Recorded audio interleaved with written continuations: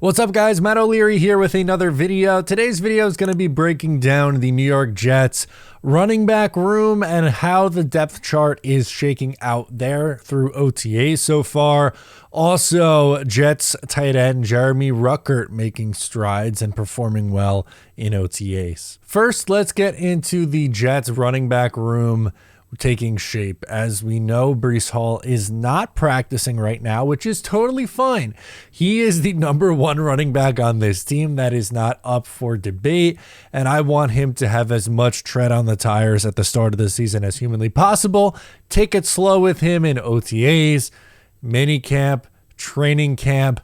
Don't rush him in the preseason, and then have him ready to go in week 1 on the road in San Francisco. That would be my plan. With that being said, you have backs like Braelon Allen, Isaiah Davis, Izzy Abanikanda, and also Tariq Cohen.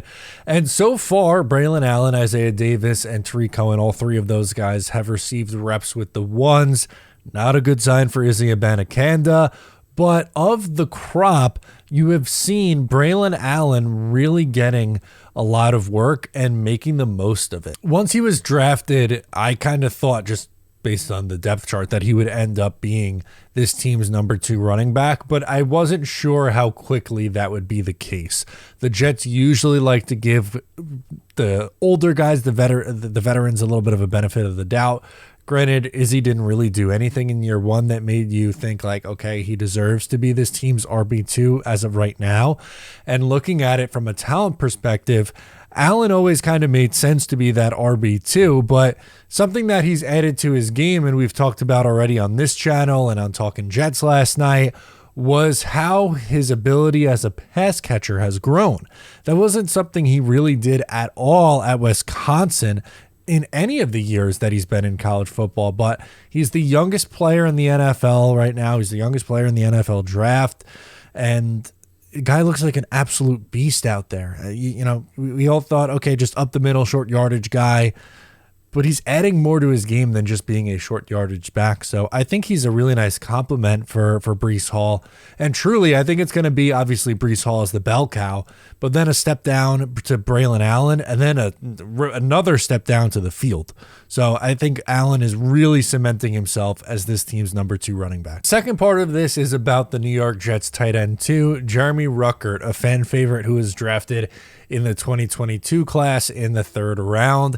Hasn't been used a ton as a pass catcher in his first 2 years, although had a nice catch against Kansas City last year. Has mostly been a blocker, and a really good blocker at that. But we got some notes from Connor Hughes at OTAs, and here's what he had to say about Jeremy Ruckert. Tight end Jeremy Ruckert continues to make plays. He had a very impressive leaping catch towards the left sideline on a high pass.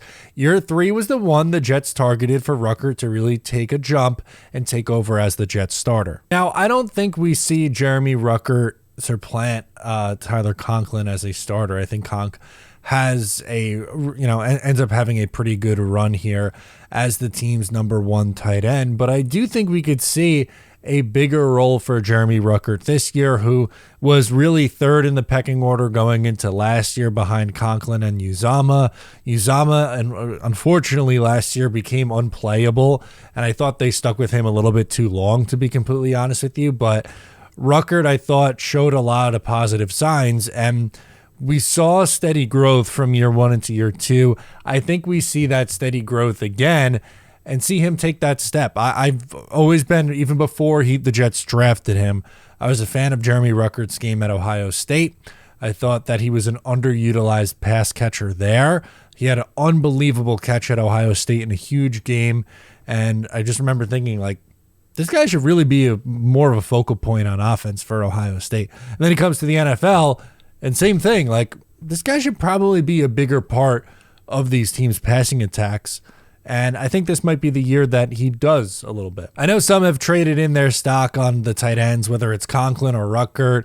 And, you know, a lot of it, I think, had to do with the Brock Bowers discourse. And even if the Jets drafted Brock Bowers, I wouldn't have been trading in my stock on Conklin or Jeremy Ruckert, because Bowers could have lined up as a big slot and really not your prototypical inline tight end. So once again, I think this is on track for where I thought he would be.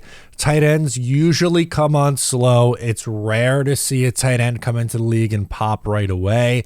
There are many examples of tight ends having limited roles in their first and second year and then hitting their stride in year 3, 4, 5.